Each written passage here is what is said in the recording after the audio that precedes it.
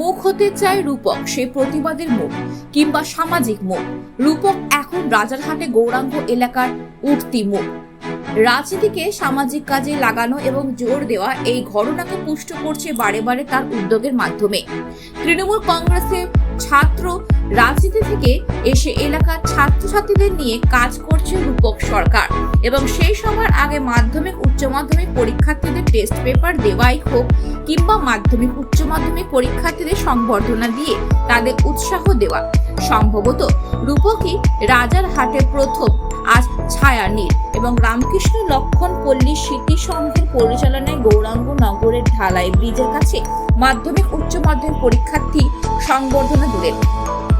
সেই সঙ্গে চারা গাছ বিতরণ করে পরিবেশে ভারসাম্য রক্ষা করার আর্জি রাখলেন।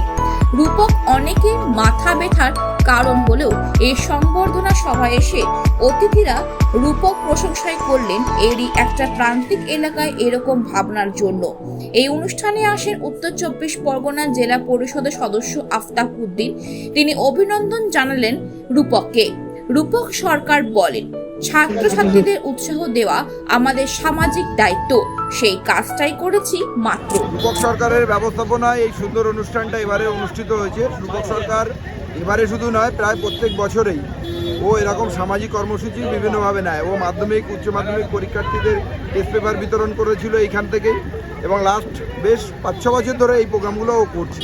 রূপক সরকার একটা সামাজিক ছেলে, খুব ভালো ছেলে, লেখাপড়া জানা ছেলে।